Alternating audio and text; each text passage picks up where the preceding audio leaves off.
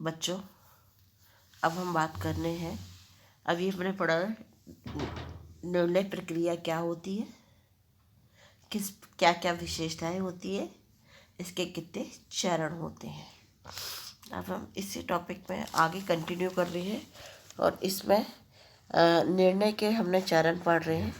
उसमें हमने हार्वर्ड साहब ने जो 3 चरण बताए थे उसके विषय में हम बात कर चुके हैं। अब हम जॉन डेवी के ने जो 1910 में इसके कुछ चरण बताए हैं वो इस प्रकार है। समस्या क्या है, क्या क्या विकल्प है और कौन सा विकल्प सर्वश्रेष्ठ है, ये बताए हैं। इसी प्रकार न्यूमैन और समर ने 4 चरण बताए हैं। मिस फील्ड ने 5 चरण बताए हैं। निर्णय के कितने ही आधार क्यों ना हो, लेकिन कुछ ऐसी बातें हैं जिसका हमें ध्यान रखना चाहिए। वो है संगठन के उद्देश्य, नीतियाँ, नेतृत्व, परिस्थितियाँ, मूल्यांकन और अंतिम चरण। इन सब बातों को ध्यान में रखकर ही एक प्रभावशाली निर्णय लिया जा सकता है।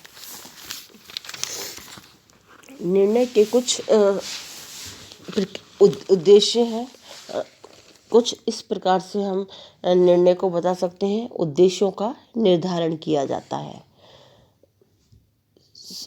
निर्णय लेते समय समस्या के जो भी उद्देश्य हैं उन्हें हमें ध्यान में रखना होना चाहिए ताकि निर्णय आसानी से लिया जा सके और संगठन और व्यक्तियों के बीच संतुलन बना रहे। फिर है समस्या की व्याख्या। दूसरे चरण में ये देखते हैं कि समस्या वास्तव में है क्या। कई बार समस्या कुछ होती है और हम उसका समाधान कोई दूसरा ही ढूंढ लेते हैं। इसलिए बर्नार्ड ने यह कहा है कि समस्या के विभिन्न आयामों को देखना और उनका विश्लेषण करना बहुत ज़रूरी होता है। फिर है समस्या का जब देखा जाए तो उसका विश्लेषण किया जाए। विश्लेषण करके समय 4 बातों पर ध्यान रखना चाहिए। निर्णय की भविष्यता क्या होगी, उसका प्रभाव क्या होगा, विचारों की संख्या क्या होगी और निर्णय की बारंबारता क्या होगी। इसके बाद वैकल्पिक समाधानों का विकास करना चाहिए। निर्णय के चौथे चरण में उन विकल्पों की खोज करनी चाहिए जो उस समस्या के समाधान के लिए बहुत ज़रूरी होते हैं।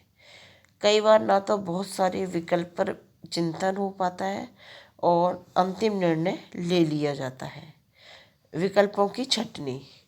निर्णय के इस चरण में विकल्पों का मूल्यांकन किया जाता है और ये देखा जाता है कि कौन सा निर्णय वास्तव में उद्देश्य प्राप्ति में सहायता करेगा, कितना समय लगेगा, उसको खोजने की लागत कितनी हुई, वो कितना महत्वपूर्ण है और उसके परिणाम क्या है। इन सब के बाद जब हम विकल्पों की छँटनी कर लेंगे तो फिर हमें अच्छे विकल्प को चुनना पड़ेगा। इस अच्छे विकल्प को चुनते समय हमें ये ध्यान रखना है कि हमें कितना लाभ हो रहा है, कम से कम प्रयासों में क्या ये हमें मिला है, समय के अनुसार है और संगठन के पास जो संसाधन है उसकी क्या सीमा है।